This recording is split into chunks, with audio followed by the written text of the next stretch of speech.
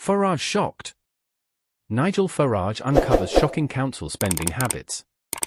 Nigel Farage has launched a direct and damning challenge to local councils across England, uncovering what he describes as shocking misuse of taxpayer funds. With Reform UK now in control of 10 councils following recent local elections, Farage has wasted no time in rolling out a full-scale investigation into council finances, promising to expose and eliminate wasteful spending.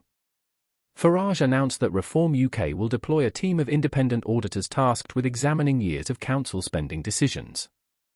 This initiative is a response to growing public anger over rising council tax bills, while essential public services, from rubbish collection to pothole repairs, continue to deteriorate. One of the most controversial expenditures uncovered so far involves Durham County Council, which allocated £120 million toward achieving net zero emissions by 2030. While climate action remains an important goal, Farage and many residents have questioned whether this scale of spending delivers measurable benefits, especially during a cost of living crisis. Another eyebrow-raising case comes from West Northamptonshire Council, which reportedly paid £44,000 to a private consultant for a waste strategy report. That single payment has sparked backlash from taxpayers demanding to know how such fees are justified at a time when councils claim to be cash-strapped.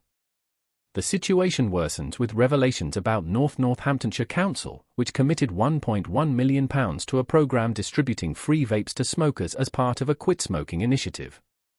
The effectiveness of the scheme remains murky, with no clear data showing whether the investment produced meaningful results. Meanwhile, Lincolnshire County Council has come under fire for spending £11,500 annually to run 8 diversity training courses. As budget pressures mount, critics argue that such programs, while well-intentioned, should not take precedence over frontline services. In Lancashire County Council, officials signed a £520,000 4-year contract for ergonomic chairs. The high-cost furniture deal has raised eyebrows among local residents, many of whom question whether such luxury purchases reflect sound financial planning or a tone-deaf approach to spending. Perhaps the most glaring example of wasteful investment comes from Derbyshire County Council, which poured £150 million into constructing a recycling plant that still remains unused. The failed project has since been labelled one of the most egregious examples of public sector mismanagement in recent years. Doncaster Council has also drawn criticism for spending £20 million on developing an expansive network of bike lanes. Despite the sizable investment, the area has seen no significant increase in cycling, according to local traffic reports. Residents argue the funds could have been better used repairing existing roads or maintaining other infrastructure. Adding to the growing list, Nottinghamshire County Council spent £150,000 to develop an app called Minutes, intended to improve local engagement. However, the app received minimal downloads and only a handful of reviews, leading critics to label it another example of ineffective digital strategy.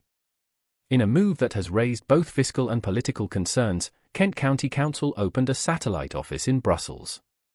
Meanwhile, Staffordshire County Council spent £12,000 to send 5 staff members to a real estate conference in the south of France. These decisions, made while libraries close and bin collections are reduced, have enraged local taxpayers. Richard Tice, leader of Reform UK, echoed the concerns expressed by Farage, accusing councils of operating under bloated bureaucracies.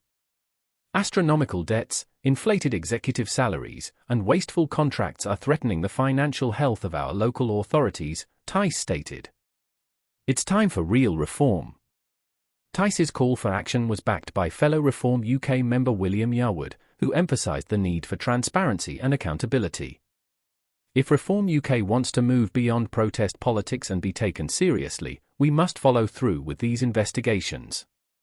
The public deserves better value for their hard-earned money.